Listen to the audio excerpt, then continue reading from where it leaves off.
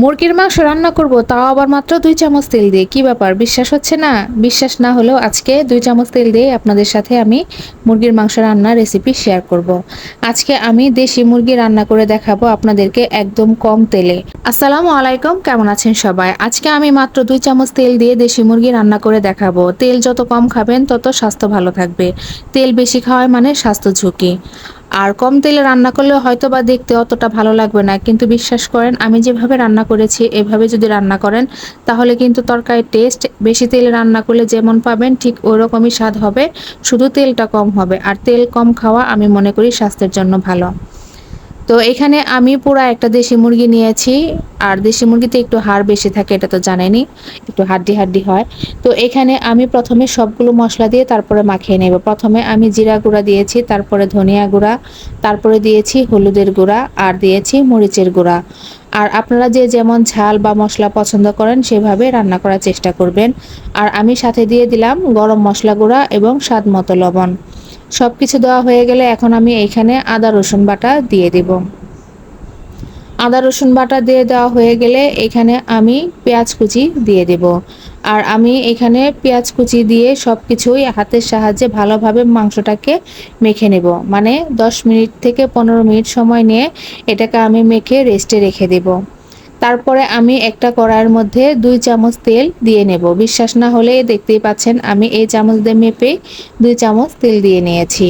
এখন এইখানে আমি দিয়ে নেব পেঁয়াজ কুচি আর আস্ত গরম মশলা। আর সব কিছুই আমি একটু তেলের মধ্যে ভালোভাবে ভেজে নেব, যাতে মশলার ঘ্রাণটা বের হয়ে আসে। তো সব কিছুই আমার ভালোভাবে ভাজা হয়ে গেলে তারপরে এখানে আমি যে ম্যারিনেট করে রেখেছিলাম মুরগির মাংসটা, সেই মাংসটা দিয়ে দেব। আর এই মাংসটাকে আমি একটু সময় নিয়ে তেলের মধ্যে ভেজে নেব। আর যাতে কাঁচা মশলার কোনো গন্ধ না আসে এই জন্য একটু সময় নিয়ে তারপরে তেলের মধ্যে ভেজে নিতে হবে। আর যেহেতু এখানে আমি বেশি পরিমাণ তেল দিইনি, সামান্য পরিমাণে তেল দিয়েছি, তো চুলার আঁচটা একটু কমিয়ে তারপরে একটু ভালোভাবে ভেজে নেব। তো 3 থেকে 4 মিনিট সময় নিয়ে একটু ভাজা হয়ে গেলে যখন দেখবো যে আমার একদম শুকনো শুকনো হয়ে গিয়েছে, তখন আমি এখানে সামান্য পরিমাণ একটু পানি দিয়ে দেব মুরগিটা কষানোর জন্য। তারপরে আমি ঢাকনা দিয়ে ঢেকে দেব। আর এই পানিটা দিয়ে মশলাটাও কষানো হবে আর মুরগিটাও একটু কষানো হবে। তো আমি পুরো রান্নাটাই কিন্তু মিডিয়াম টু লো আঁচে রান্না করব। এতে করে মাংসটাও সুন্দর সেদ্ধ হয়ে যাবে আর মশলাটাও সুন্দর কষানো হয়ে যাবে।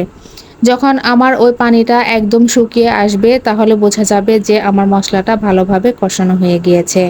তো পানিটা একদম শুকনো শুকনো হয়ে গেলে তারপরে এইখানে আমি আরেকটু পানি দিয়ে দিব মাংসটা কষানোর জন্য।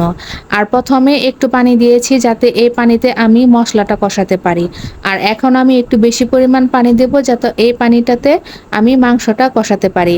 আর এইভাবে যদি আপনারা 2 বার পানি দিয়ে মাংসটা কষান তাহলে কিন্তু এটার টেস্ট আরও বেশি আসবে। তারপর ঢাকনা দিয়ে ঢেকে মিডিয়াম টু লো আঁচে আমি আরেকটু ভালোভাবে রান্না করে নেব। আর দেশি মুরগি যেহেতু এটা সেদ্ধ হতে একটু বেশি সময় নেবে, তাই একটু সময় নিয়ে কিন্তু মাংসটা রান্না করতে হবে। তারপরে ওই যে সেদ্ধ হওয়ার জন্য যে পানিটা দিয়েছিলাম সেই পানিটা যখন একদম শুকিয়ে আসবে তখন এইখানে আমি ঝোলের জন্য পানি দিয়ে দেব। আর এখানে আমি কোনো প্রকার আলু ব্যবহার করতেছি না, কারণ যেহেতু এটা আমি ডায়েটের জন্য রান্না করতেছি। আর যারা ডায়েট করেন তারা অবশ্যই জানেন যে ডায়েটে কিন্তু আলু খাওয়া যায় না। আর দুপুরে অবশ্যই 1 পিস মাংস অথবা 1 পিস মাছ খেতে হয়। এই জন্যই মূলত আমার কম তেলে এই ডায়েটের রেসিপিটা আপনাদের সাথে শেয়ার করলাম। যারা কম তেলে কিভাবে রান্না করবেন এটা ভাবতেছেন তারা কিন্তু আমার এই রেসিপিটা দেখতে পারেন, আশা করি ভালো লাগবে। আমি কিন্তু একটু পাতলা ঝোল থাকা অবস্থায় মাংসটাকে নামিয়ে নিব, কারণ যারা ডায়েট করে তারা কিন্তু ঘন ঝোল বা ভুনা মাংস খেতে পারবে না। এই জন্য আমি একটু পাতলা ঝোল অবস্থায় নামিয়ে নিলাম। আর আমার এই রান্নাটা কেমন হয়েছে অবশ্যই কমেন্টে জানিয়ে যাবেন। আর আমার চ্যানেলে নতুন হলে চ্যানেলটাকে সাবস্ক্রাইব করে দিবেন। আর পেজ থেকে দেখে থাকলে অবশ্যই ফলো দিয়ে পাশে থাকবেন। ভালো থাকবেন সবাই, আল্লাহ হাফেজ।